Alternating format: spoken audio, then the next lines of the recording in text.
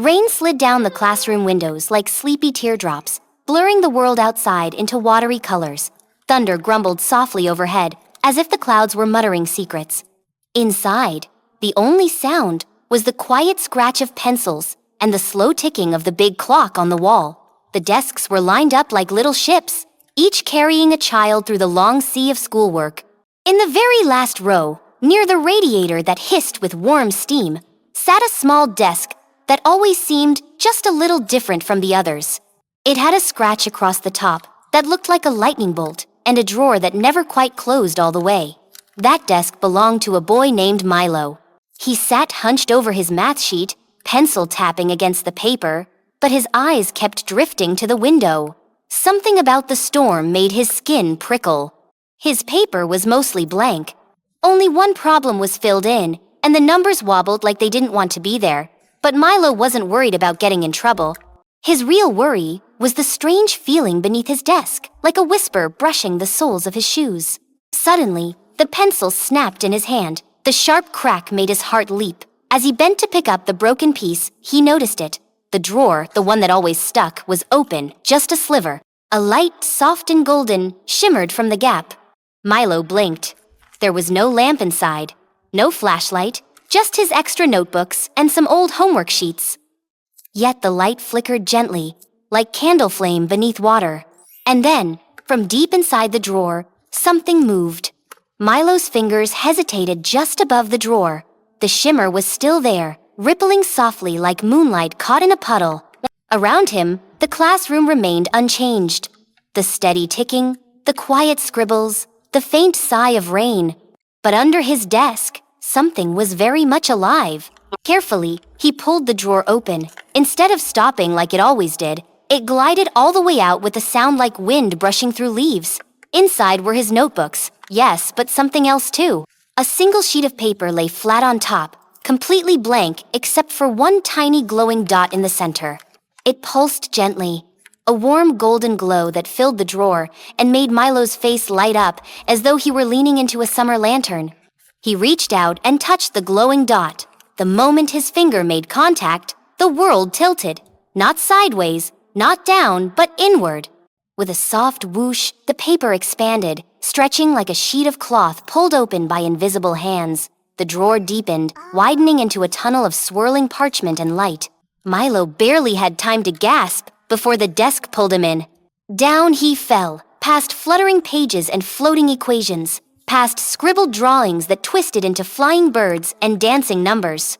The tunnel whispered with voices that weren't quite voices, like pages being turned by the wind. When he landed, it was not with a thud, but with the softest puff, like falling onto a bed of moss. He sat up, blinking. Around him was a room unlike any he'd ever seen. The walls were made entirely of paper layers and layers of old homework sheets, spelling tests, and story drafts. Words moved across the pages like marching ants, reshaping themselves into sentences and pictures. A giant pencil leaned against one corner, its tip glowing like a torch. Milo stood slowly. The floor beneath him crackled slightly but held firm. In the center of the room stood a figure tall, with robes made of tangled notebook paper and a beard like stringy yarn. The figure raised a hand, and the swirling pages behind him stilled. He didn't speak, but the words formed in the air between them, clear as if they had been written in invisible ink, and suddenly revealed, "Welcome, Milo. You have entered the realm of forgotten work." Milo's heart beat faster. The words rearranged themselves as the figure stepped forward, his eyes twinkling like stars through spectacles made of magnifying glasses. "You are here because you listened." Most never noticed the whisper beneath the homework, but you did. Milo didn't know how to reply, but something inside him deep, where wonder and worry live side by side, felt pulled forward. The figure pointed toward a spiraling staircase made of stacked books. "Come, there is much to remember." They walked together, the room shifting around them. As they climbed, Milo noticed that the papers along the walls weren't just any assignments. They were his stories, his drawings, even his mistakes. One paper showed a math test he had given up on, the numbers fading at the edges. Another showed a poem he had written about clouds but never turned in. The poem glowed gently, as if pleased to be seen. At the top of the staircase, they stepped into another chamber vast and round, like the inside of a snow globe. In the center floated a strange device. It looked like a compass, but its needle spun wildly, pointing not north or south, but toward papers and glowing orbs that floated around the room. The robed figure gestured again, and a glowing orb floated down. Inside was an image of Milo, sitting at his desk, head on his arms, the light of sunset falling across his paper. "You have left many things unfinished," the words said, "but within your unfinished work are seeds of wonder, hidden magic, forgotten treasures." The orb burst into golden light, and from its shimmer spilled a paper bird that flew loops around Milo's head before perching on his shoulder. The figure turned, pointing toward a shadowy corner of the chamber. There, something stirred. A shape rose tall and twisted, made of crumpled pages and scrawled out mistakes. It had no face, only scribbles, and its voice came as a harsh scratching sound. "The forgotten grow restless. They seek to erase all that was never completed." The paper bird on Milo's shoulder chirped once, sharply. The compass on the table pulsed, and the robed figure's beard fluttered as if in a breeze. "You, Milo, must recover what was lost. You must return to your world and finish what you once began, or the forgotten will rise through the cracks in the desks and steal away all unfinished dreams." Milo's legs trembled. He wasn't brave. He forgot things. He got bored. He made mistakes. But something about the way the papers moved, the way his poem had glowed, made him want to try. The figure handed him a folded paper star. Its corners were soft, and its glow was steady. "This will guide you. When the light fades, time is nearly gone. Go now." With a rush of wind and whispering pages, Milo was swept upward again. The tunnel folded, curled, and dropped him gently back into his seat, just as the bell rang. The drawer was closed. His paper lay on the desk blank, except for one golden dot. This time, Milo picked up his pencil and began to write. The words flowed like the river he had once drawn on a spelling worksheet, winding and alive. His math answers came next, clear and certain. His fingers didn't tremble now. The desk didn't whisper anymore, but deep inside the drawer, the golden light pulsed slowly, waiting. That night at home, Milo didn't hide his homework under his bed. He set it on the table and smoothed the pages carefully. As he worked, he felt a warmth beside him. He looked up, but no one was there, yet the air felt full of turning pages and softly spoken ideas. And when he made a mistake, he didn't crumple the paper or groan. He smiled, gently erased, and began again. Because he now knew every unfinished thing was a doorway waiting to be opened. Every scribble, every sketch, every half-solved problem, each one held a secret. And beneath it all, just waiting to be discovered, lived a world of wonder. Days passed, and Milo's desk no longer creaked or whispered. But the golden dot on his homework still flickered quietly, like a secret star waiting to be followed. He finished each assignment carefully now, but it wasn't just to avoid trouble. He felt something more like every answer, every sentence, was a step forward on a path he could not yet see. One Thursday afternoon, as storm clouds curled like dark dragons above the schoolyard, the air inside the classroom thickened. The lights dimmed, even though no one had touched the switch. The teacher's voice faded like a radio signal being pulled away, and Milo's desk began to glow. He looked around. The other students didn't seem to notice. Their pencils moved, eyes fixed on papers, but something wasn't right. The golden dot on Milo's homework had vanished. In its place, a dark blotch spread slowly across the page. It moved. Like ink that had been spilled by an invisible hand, the blotch grew into a swirling shadow, twisting into crooked shapes. Milo's breath caught. This was not part of the realm of forgotten work. This was something else, something darker. The drawer beneath his desk opened with a loud, aching groan, but this time no light spilled out. Instead, a cold wind hissed up from the opening, carrying the scent of dusty chalkboards and burnt erasers. From the shadows rose the figure he had seen before, the one made of crumpled papers and angry scribbles. The forgotten had returned. They weren't whispering now, they were snarling. Pages ripped through the air like angry birds. Desks began to tremble. The windows shook. Children still wrote, their eyes glazed and unaware. The figure pointed a jagged finger at Milo. He knew what it meant. He had been warned. He had started to change, to try, to finish what he began. But there were still so many things he hadn't gone back to, projects left half done, thoughts abandoned in the middle of sentences. The forgotten fed on those. And now they were coming for him. The classroom twisted. Walls melted into paper. Desks grew legs and skittered into corners. The floor opened like a torn notebook, and Milo fell through once more. But this time, he landed in a very different place. The realm of forgotten work was in ruins. Pages blew like leaves across the floor.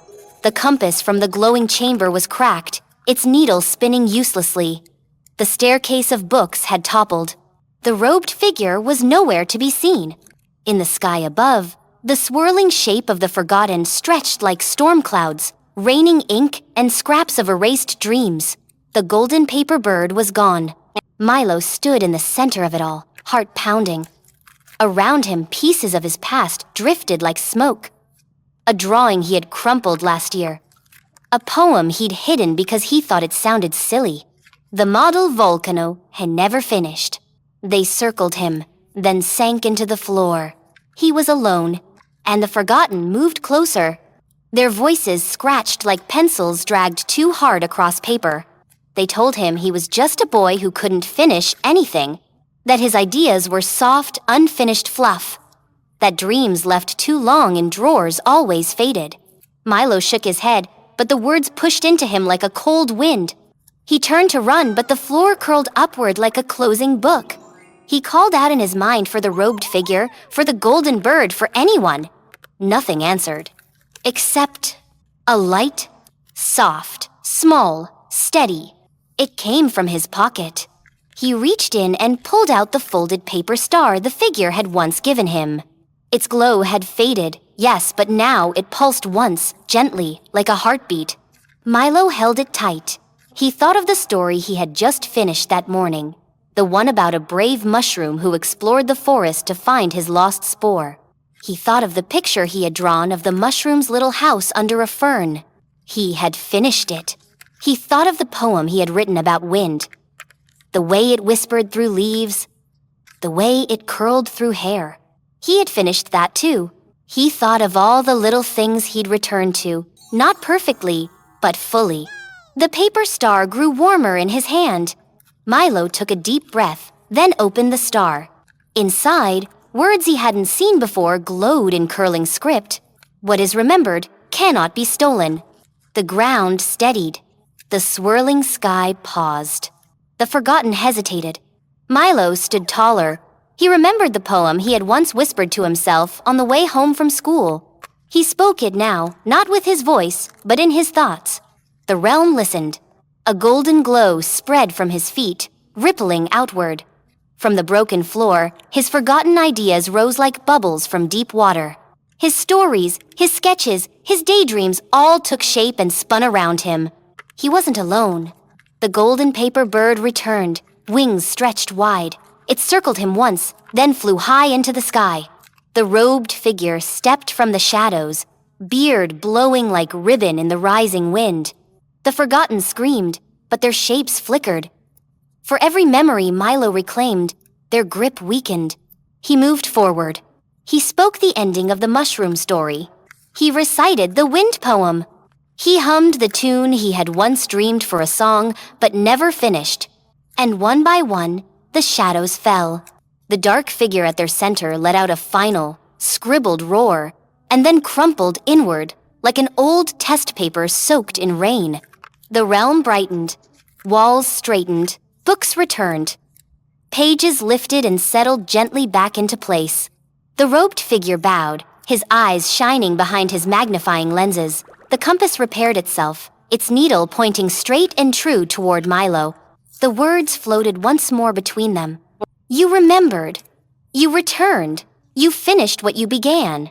Milo smiled, and this time, he knew it was not the end. It was the beginning.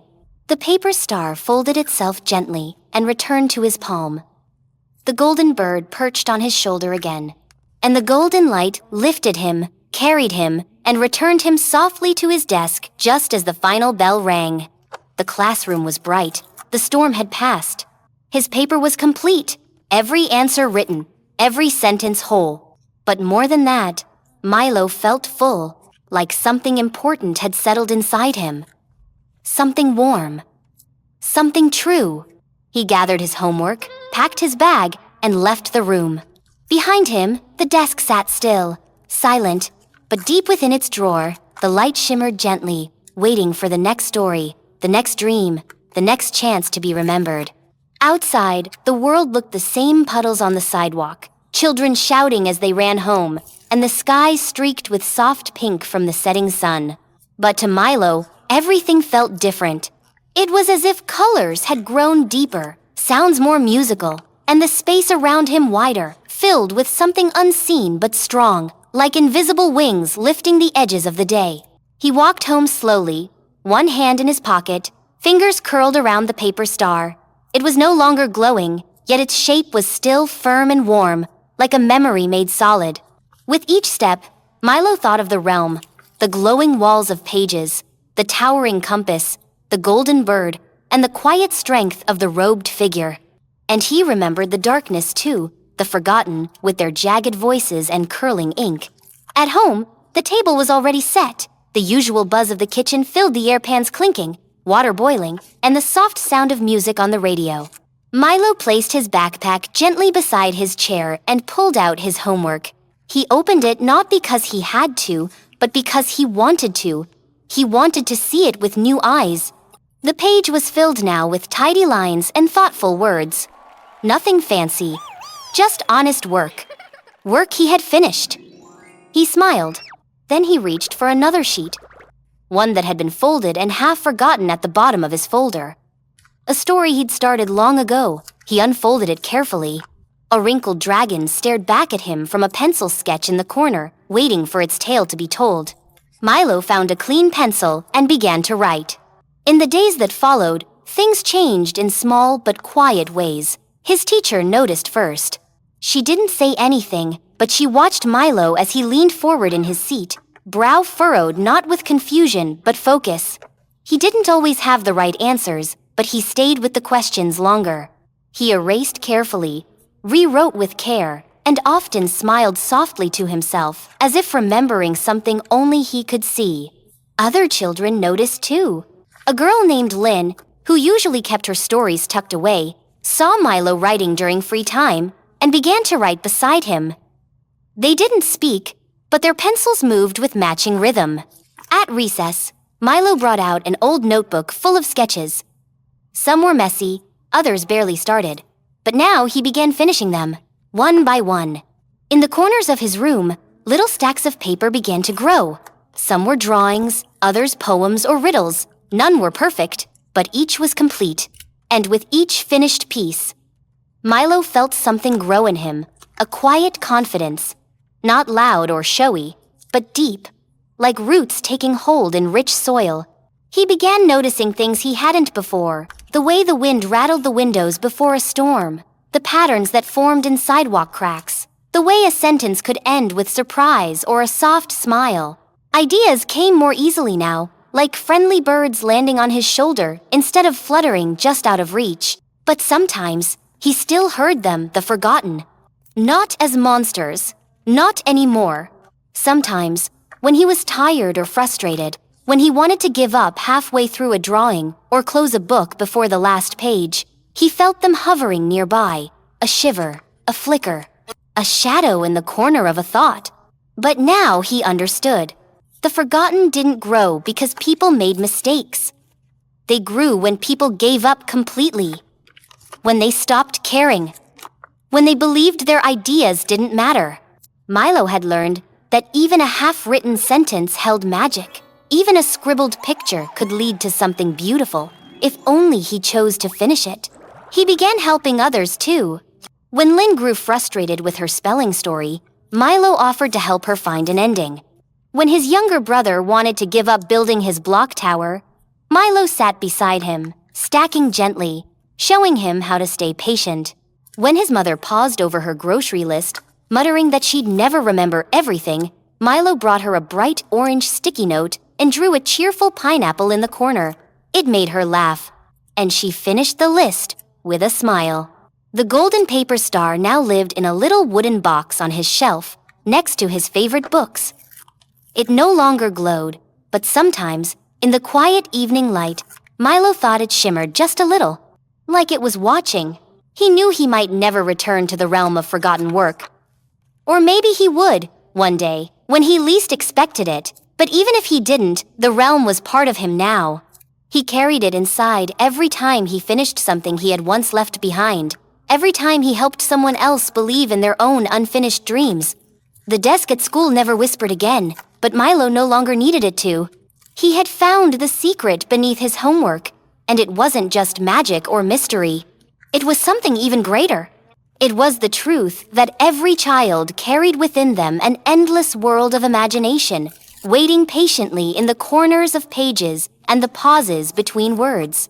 A world that could only be unlocked with bravery, with patience, and with the choice to see things through.